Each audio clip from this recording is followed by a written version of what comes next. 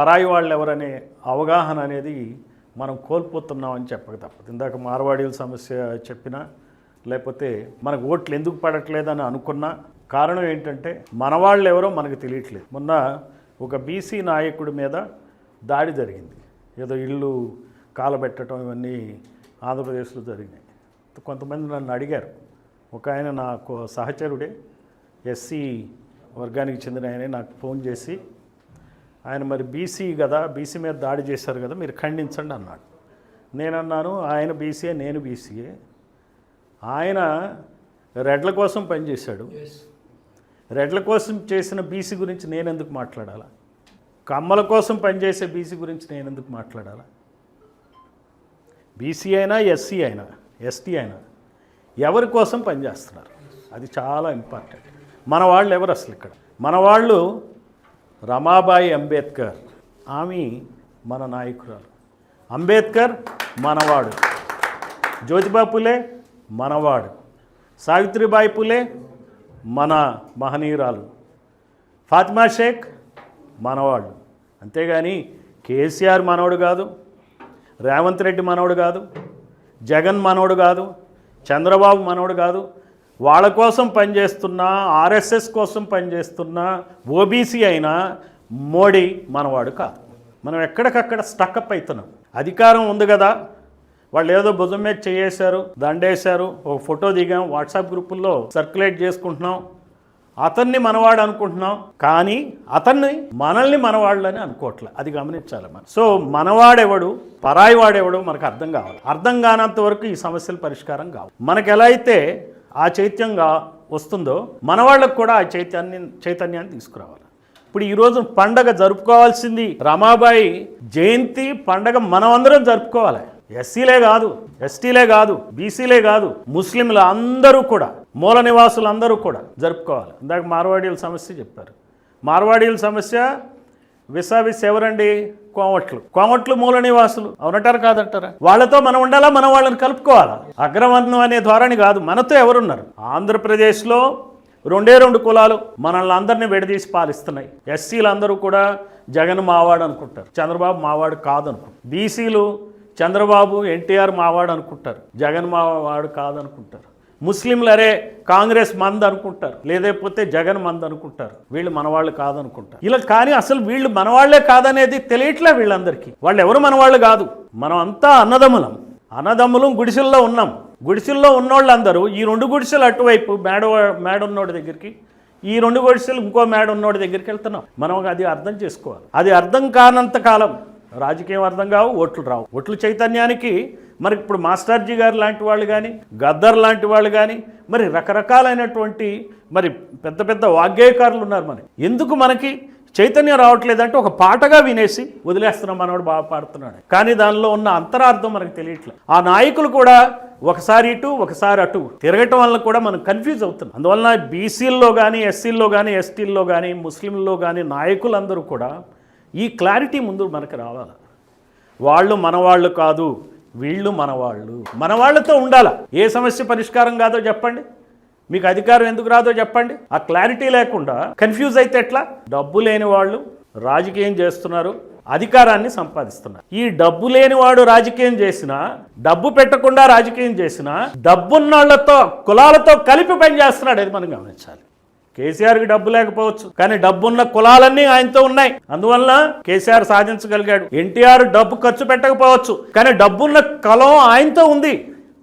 అందుకని చెప్పి ఎన్టీఆర్ కావాల్సింది ఆత్మగౌరవం పేరున, కేసీఆర్ తెలంగాణ సాధికారత పేరున సాధించారు. కాంశీరామ్ ఒక్కడే డబ్బు లేనివాడు, డబ్బున్న కులాలు లేకుండా అధికారాన్ని సాధించింది కాంశీరామ్. సో డబ్బు ముఖ్యం కాదు, నిజం.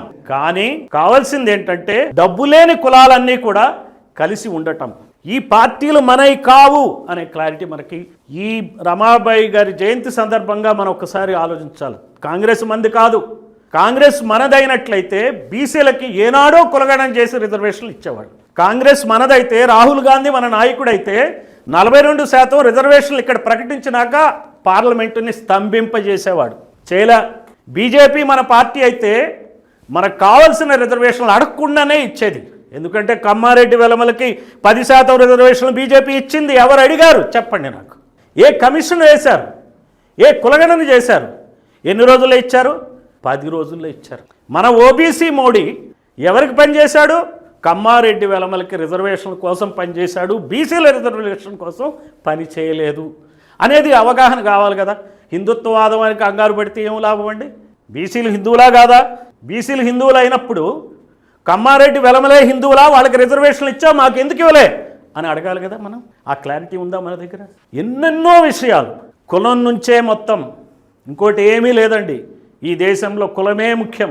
కులం పోతుంది, కులం పోవాలని అంబేద్కర్ ఆ రోజు ఎనిహిలేషన్ ఆఫ్ క్యాస్ట్ రాసినప్పటికీ కులం పోయే పరిస్థితులు లేవు. కాబట్టి కులమే పెట్టుకుందాం, మన కులాన్ని మనం కాపాడుకోవాల్సిన రోజులు, మన కుల చైతన్యం తేవాల్సిన రోజులు.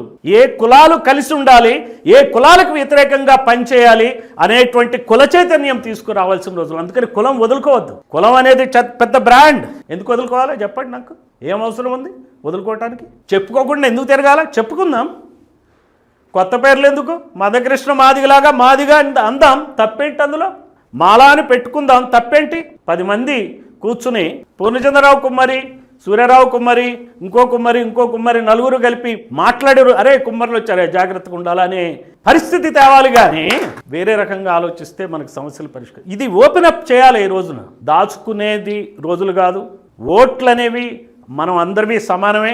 కమ్మైనా, రెడ్డైనా, వెలమైనా, కాపైనా, కుమ్మరైనా, మంగలైనా, చాకలైనా, మాలైనా, మాదిగైనా ఓటు ఒకటే, దాని విలువ ఒకటే.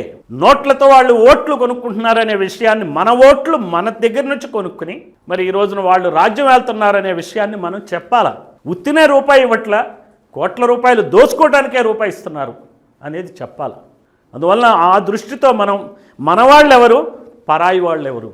అంబేద్కర్ మనవాడు, జ్యోతిబా పూలే మనవాడు, సావిత్రిబాయి పూలే మన మహనీయురాలు, ఫాతిమా షేక్ మన మహనీయురాలు. ఇలా క్లారిటీతో మనం ఉండాలా. కేసీఆర్ మనవాడు కాదు, రేవంత్ రెడ్డి మనవాడు కాదు, రాహుల్ గాంధీ మనవాడు కాదు, మోడీ మనవాడు కాదు, సిపిఐ నారాయణ మనవాడు కాదు, సిపిఎం రాఘవులు మనవాడు కాదు, చంద్రబాబు మనవాడు కాదు, జగన్ మనవాడు కాదు. వీళ్ళంతా మనవాళ్ళు. ఆ దృష్టితో గనక మనం ఆలోచించటం అదొకటి. ముందు పొలిటికల్ క్లారిటీ ఉండాలి మనకి. పొలిటికల్ స్టాండ్ తీసుకోవాలి. పాలిటిక్స్ వాళ్ళకి వదిలేయద్దు. మనం పాలిటిక్స్ను మనం అర్థం చేసుకుని పాలిటిక్స్ను ఫాలో అవుదాం. మనము పొలిటీషియన్స్ అవుదాం. మనం పాలిటిక్స్ని చేపట్టాలా, రాజకీయ వృత్తిని చేపట్టాలా. ఈరోజు మనకున్నటువంటి టాలెంట్, మాస్టర్జీ గారి టాలెంట్ కావచ్చు, మరి సూర్యరావు గారు అందరినీ కలుపుకుపోయే టాలెంట్ కావచ్చు, మనకున్న టాలెంట్ కానీ మనకున్న ట్రెషర్ రూపాయి ఉండొచ్చు. మన దగ్గర 2 రూపాయలు లేవు, రూపాయి ఉంది. తర్వాత టైం, ఎంతో కొంత టైం మనం ఈ అవగాహనని పెంపొందించడానికి వాడుకోవాలి. ఇది కాంశీరామ్ చెప్పిన సూత్రం, నా సొంతది కాదు. 3T 3 టీలు చెప్పాడు ఆయన.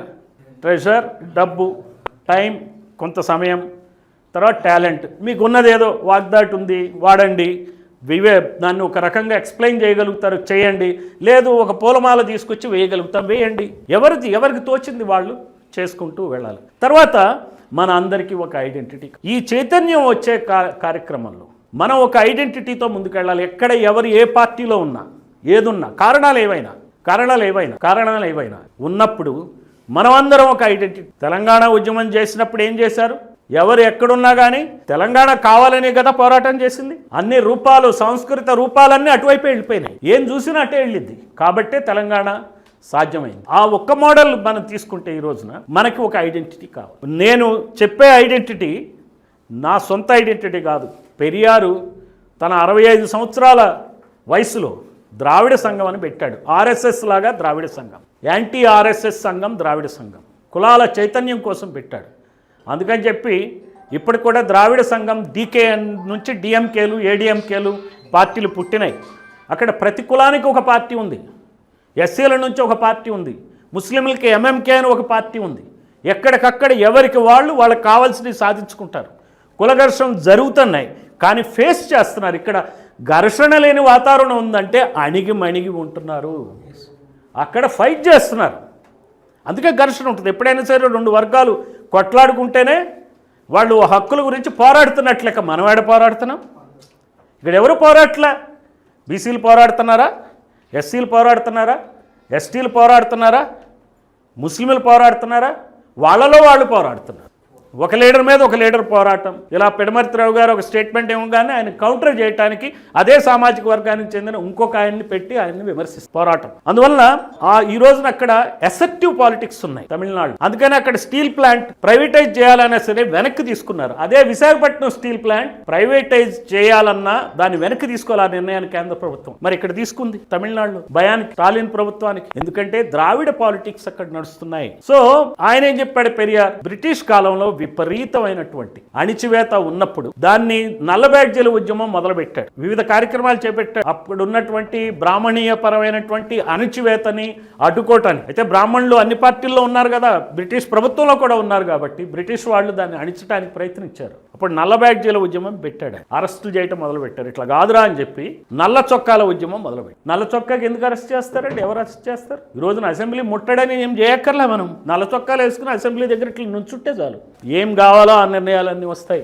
నల్ల చొక్కాల ఉద్యమం మనం మొదలుపెట్టాలి. ఏ పార్టీ అయినా సరే, స్వరాజ్ కావచ్చు, ఏబిఎస్పి కావచ్చు, కాంగ్రెస్ కావచ్చు, ఏమైనా కావచ్చు, నల్ల చొక్కాల ఉద్యమం మొదలు పెట్టండి.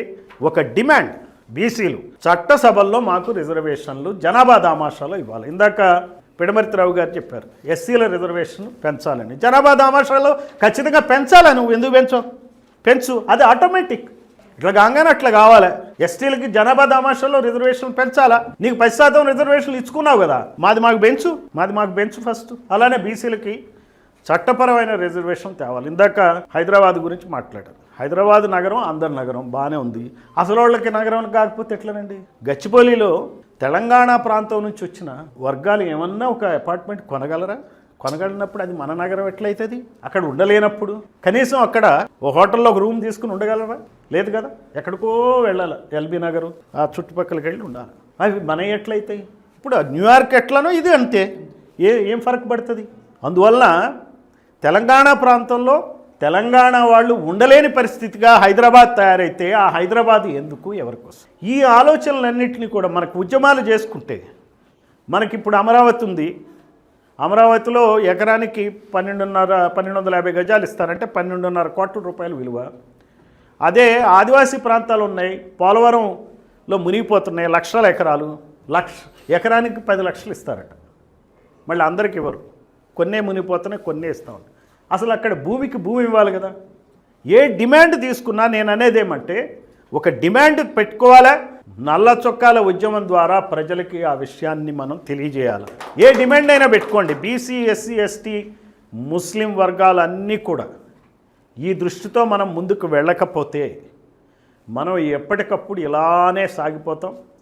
మరి వాళ్ళు వేసుకున్న తెల్ల చొక్కాలు వేసుకుని బతకాల్సి వస్తుంది, వాళ్ళు వేసుకున్న పసుపు చొక్కాలు వేసుకుని బతకాల్సి వస్తుంది, వాళ్ళు వేసుకున్న పింక్ చొక్కాలు వేసుకుని బతకాల్సి వస్తుంది. ఇంకా వాళ్ళ చొక్కాలు వేసుకుని మనం ఎందుకు బతకాలా? మనం నిరసన తెలియజేస్తూ మనం నల్ల చొక్కాల ఉద్యమాన్ని క్లియర్గా మొదలు పెడదాం. ఆ రిజాల్వ్ ఈ మహనీయురాలి జయంతి సందర్భంగా మనం తీసుకుందాం. ఆటోమేటిక్ దీనికి ఒక కాలు ఇంకోటి అక్కర్లు. ఈరోజు ఆమెకు నిజమైన నివాళి అంటే మనం ఐడెంటిటీని ప్రస్ఫుటంగా ప్రజలకు తెలియజేయాలి. మన ఐడెంటిటీ ఏంటి అనేది మనం క్లియర్గా తెలియజేయాలి. ఆ రకంగా మనం ఈ జయంతి రోజున మనం అందరం పూనుకుందాం. పూనుకుని ఈ ఉద్యమాన్ని